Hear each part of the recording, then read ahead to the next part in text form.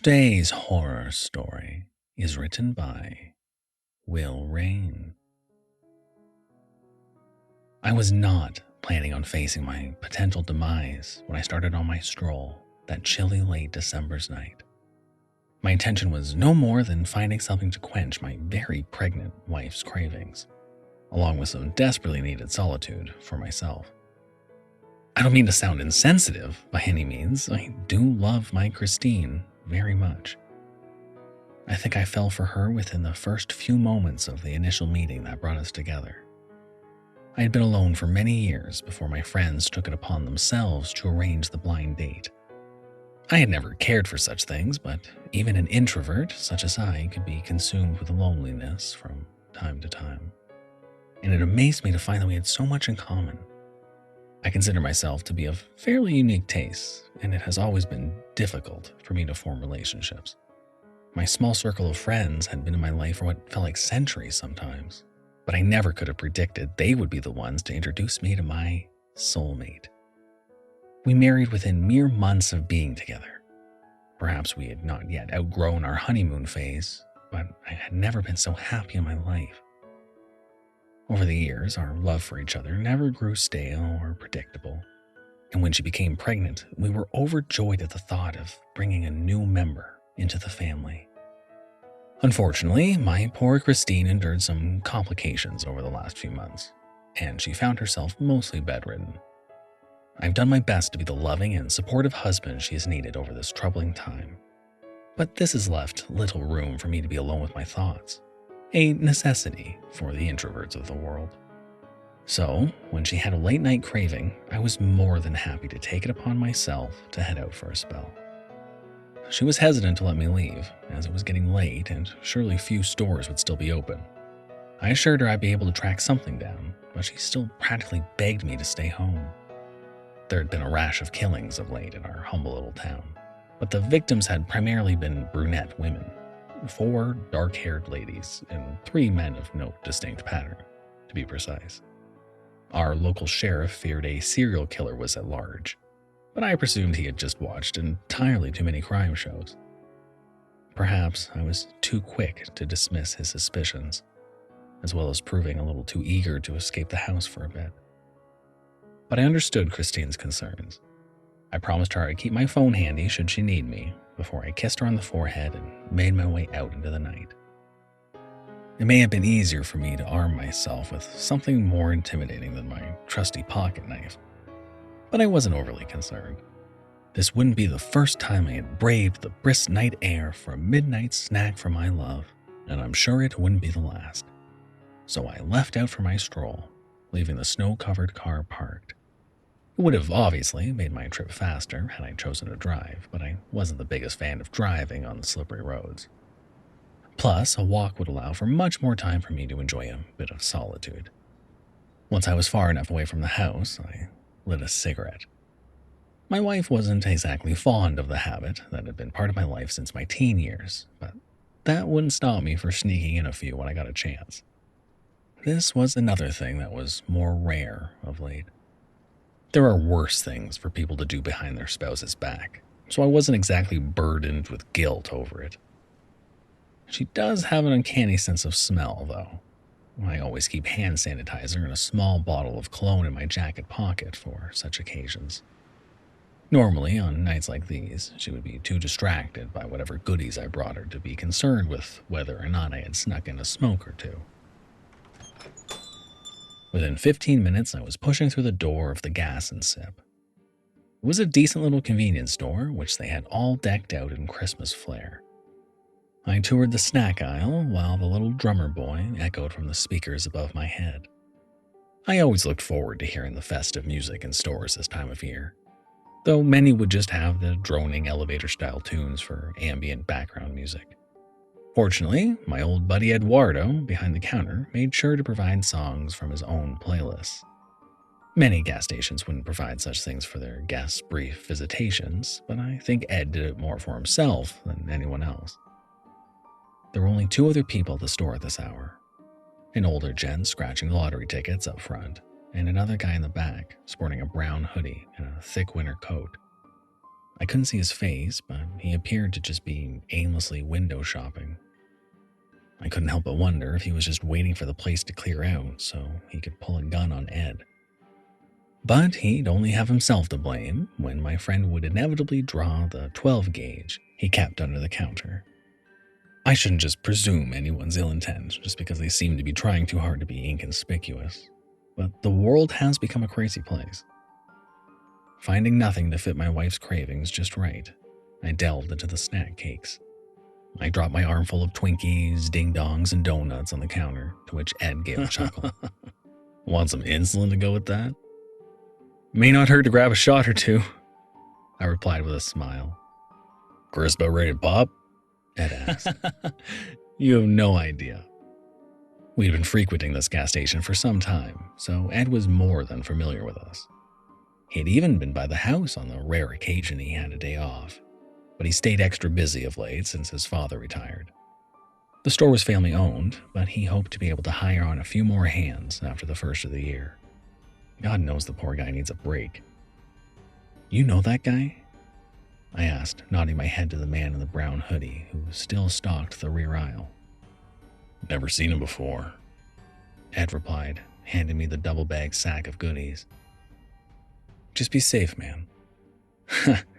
No worries, brother, my friend said with a wink, knocking the barrel of his sawed-off shotgun against the back of the counter.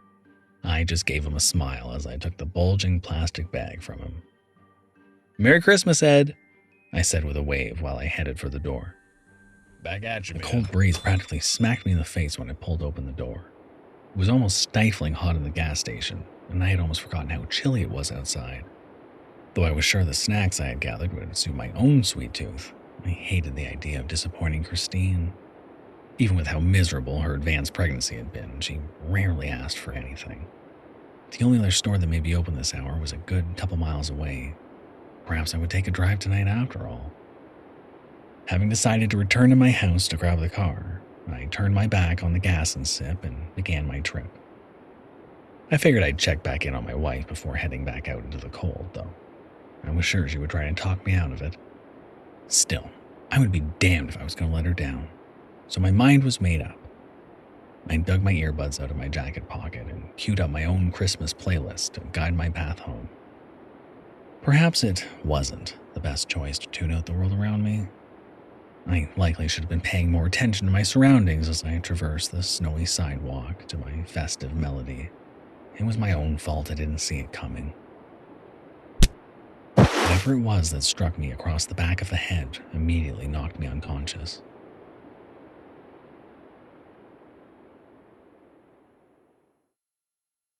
I can't be sure how long I was out for, but when my eyes opened back up, I found I was strapped down to a frigid metal table in a darkly lit room.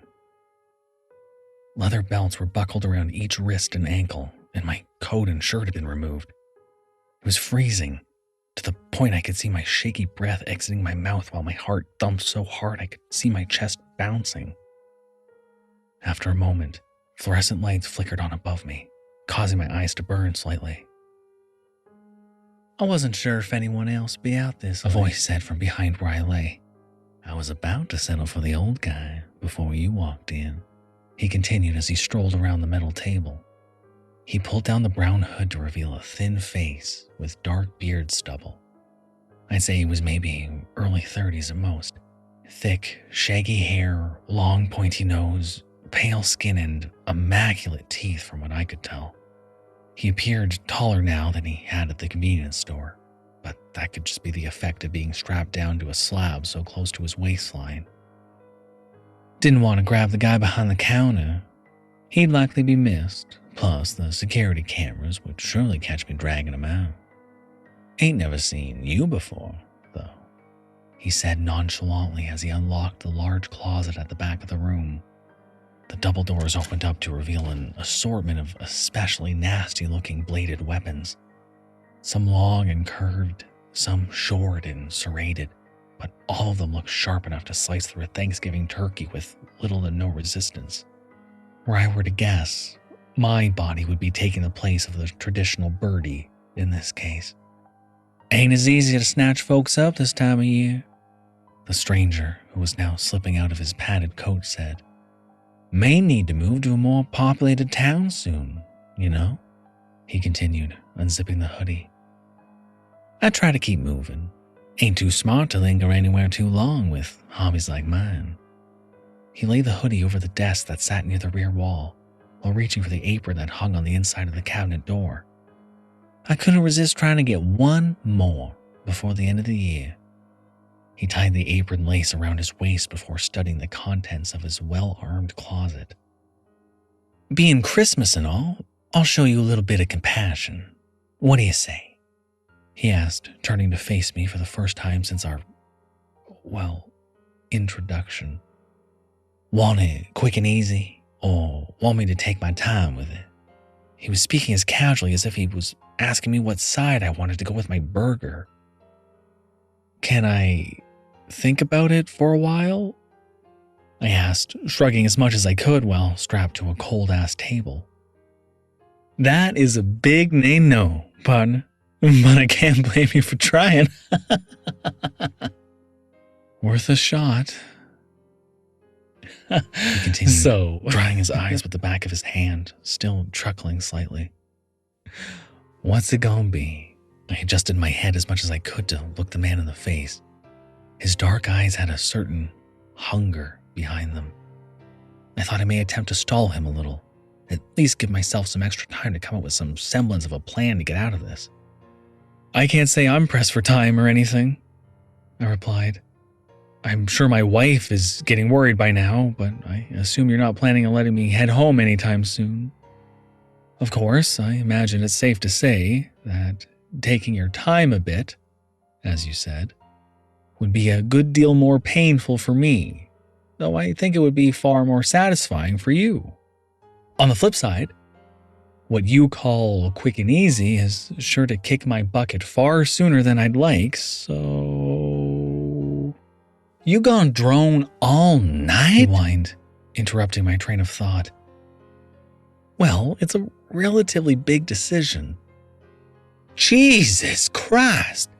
Just give me an answer or I'm gonna choose for you," he belted out. He was glaring at me with his hands on his hips and his head tilted to the side. It felt similar to the time I accidentally chucked the baseball through the windshield of my dad's truck. That I'm not angry, just disappointed sort of look. The idea of someone I presumed to be a serial killer being let down by my actions almost made me feel like giggling a bit. "Well?" he yelped. I don't know. What would you choose?" "Huh," he said, instantly calming down from his previously aggravated state, while forming an expression that almost resembled a poor attempt at a Robert De Niro impression. "Guess I never really thought about it from the other side of the table." He grabbed the armrest of the chair which rested in front of the desk, glided it across the floor to my bedside. He rubbed the back of his neck while taking a seat next to where I lay. "I mean, I get what you're saying now. It really is a tricky situation." "Right?" I replied, feebly shrugging again. "Sure, quick wouldn't hurt nearly as bad. Wouldn't really do a whole lot for me either, to tell you the truth. Slow would definitely not be a walk in the park for you. But I'd sure should have a good time." He was rubbing his hand across the stubble on his chin. "That way is a hell of a lot more tiring, too. And it's been a long friggin' day." We glared at each other, each of us puzzling over both sides of the equation. "It's a conundrum," he said, shaking his head with a half smile. Dilemma, even," I remarked. The room fell silent as we considered our options, though I wouldn't say I was in a particular rush to come up with whatever would qualify as a mutually beneficial selection. I would imagine we each had a differently desired outcome in mind. As I lay there, considering my next move, I became aware of the lump in my back pocket. The stranger had apparently not thought to remove my wallet as he stripped down my upper half in preparation for the night's activities. And it would appear he had also neglected my trusty pocket knife. which felt like it still lay snugly in the other pocket. "Flip a coin?" I suggested, breaking the silence in hopes of distracting the pondering man for a moment. "Now that's a good idea!" he exclaimed, holding his pointer finger up as though chanting Eureka. He quickly got to his feet and practically sprinted the small distance between the chair and his jacket. He rummaged around his pockets while I gently slid my left butt cheek in the direction of my leather-bound wrist. "I'm gonna say, heads, we make it a quickie, and tails, we go all night. What you think?" he asked, spinning in place to look me in the eye. I was attempting to be as discreet as possible, but I was almost caught red-handed when he turned. Luckily, he appeared too distracted to notice what I was attempting to do. "Sounds fair," I said, tilting my head. He grinned like a madman and went back to digging through his coat and hoodie. Before I felt secure enough to get back to my quest, the man dropped his hands to his side dejectedly and turned to face me again. "No coins. God damn it," he said, shaking his head side to side. "Well, shit," I agreed. He glanced around the room as though there was a secret stash of quarters he had neglected. "Be right back," he stated, before heading towards the door he had previously entered through. "Don't go anywhere," I heard him chuckle as he darted up an apparent stairway. With the door ajar, I could make out the sounds of the odd individual rummaging through drawers, seemingly right on top of the flight of stairs. I wasted no time in continuing my efforts to free my knife from my pants. I finally gripped onto it with my fingertips while I heard items heavy and light scattering across the floor above. I pulled my weapon of choice free and slipped the blade open. I slipped it between the strap of my wrist and quickly began carving through the belt, just as a jubilant yell echoed from above. Followed by excited footsteps thundering down the steps, I managed to break my left hand loose. I gripped my knife underhanded and prepared to strike as soon as he got close enough, when something happened I don't think either of us saw coming. Given the fact the cold steel table was propped up facing away from the entrance to the room, I could only speculate what occurred based on the noises I heard. The hammering footfalls seemed to come to a halt as soon as the man hit the threshold to the room I occupied. There was a loud, snapping sound, followed by the beginning of the F-bomb leaving the man's lips, accompanied by a screeching oof.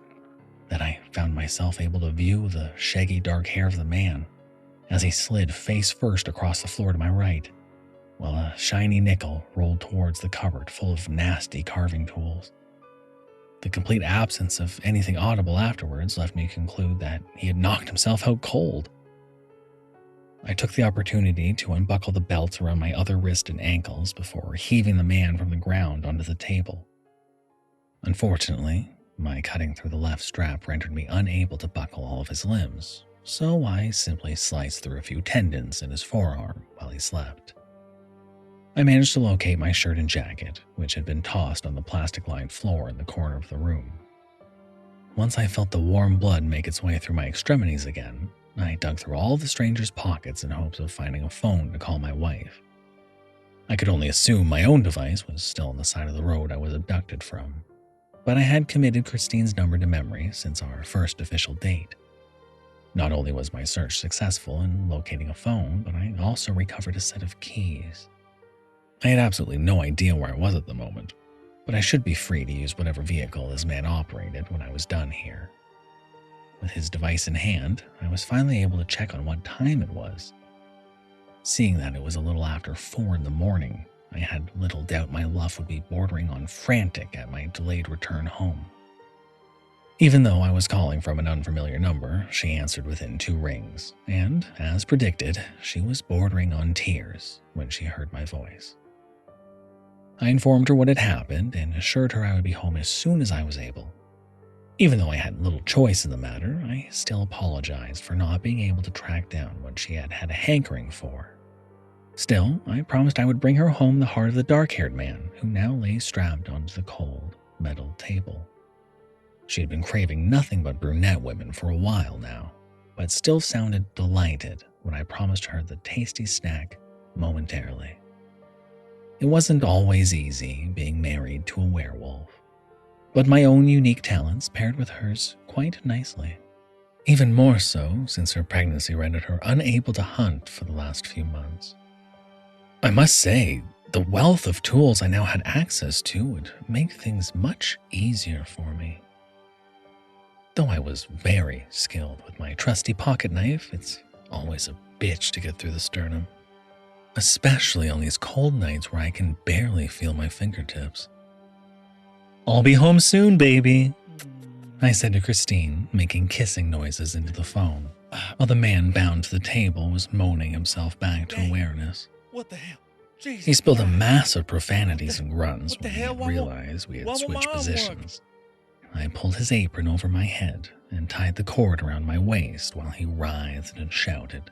What the hell you done to me? "So," I said, interrupting his alarmed curses when he realized he had no control over his left arm. "Would you like it quick and easy, or should I take my time?" I am gonna go to the hardware. His reply was not very helpful, and it only concerned a variety of things he would like to lodge between my buttocks.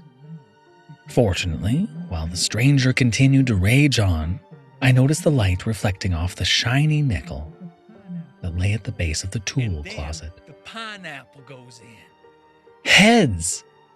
I exclaimed, retrieving the coin from the floor.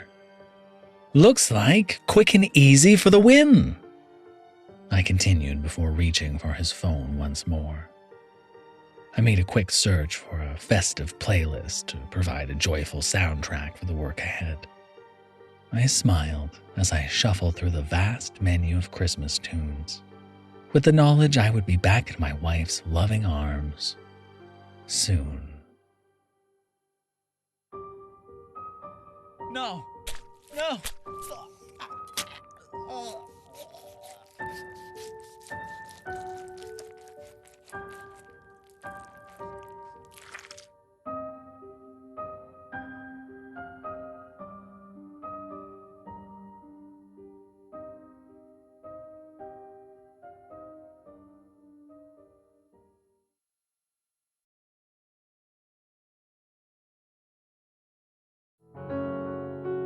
Thank you for listening.